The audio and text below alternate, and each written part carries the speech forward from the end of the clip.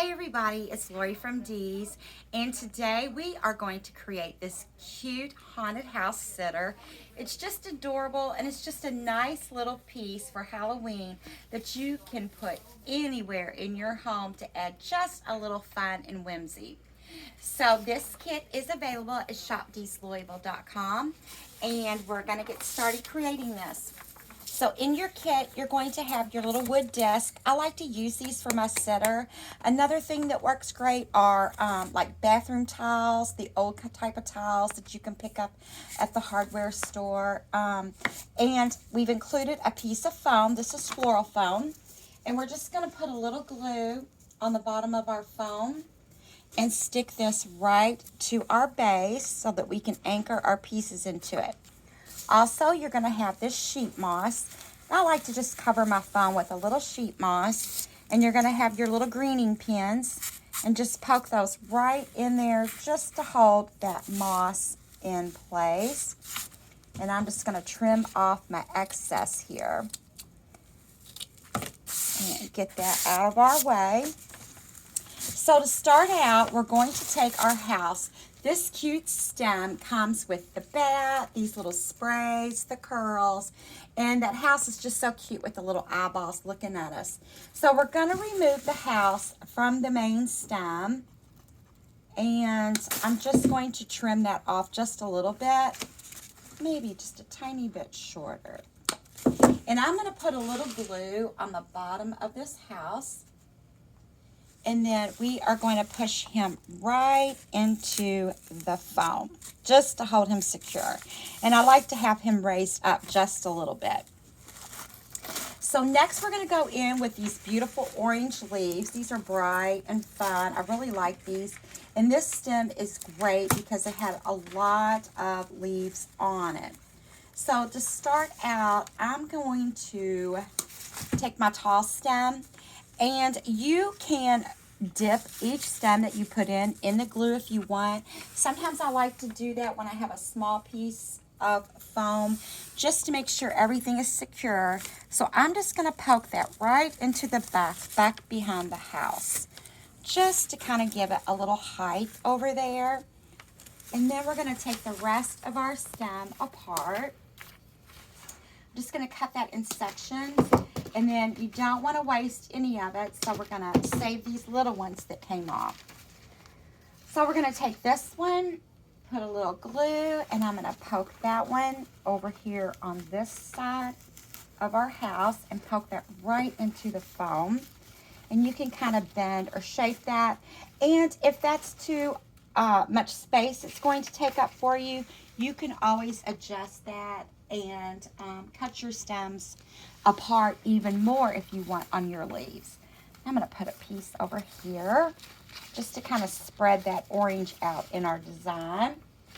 And we're going to take this last little hunk and I'm going to put a little dot of glue and we're going to poke that one right in the front of our piece. So we have our foundation and everything made.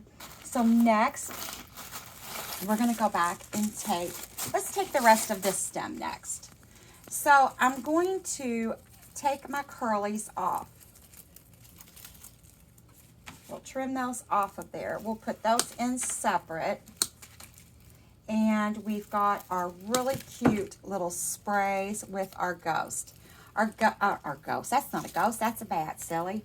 And then this is flexible, so this is on a wire. So you can manipulate your bat to fly anywhere that you want in your arrangement. And again, I'm just going to put a little bit of glue on that stem. And we're going to go right into the back here and just poke that right down in there. And I love the little sprays with the little white and the little balls, the glittery balls on the tip. So this is just really fun and whimsy. Next, we're going to take our really cute little curly cues, put a little glue, and I'm going to poke that right in. It's hard to believe that little piece of foam can hold all this, but it's amazing what it can do. And I'm going to take my last little gold one, and you can shoot this one out anywhere that you like. I think I'm just going to come over this way and pop that right in. So next we have this wonderful stem, and this is all purple, black, orange little leaves. And again, this is really fun, nice and whimsy. And I'm just going to separate these off of here.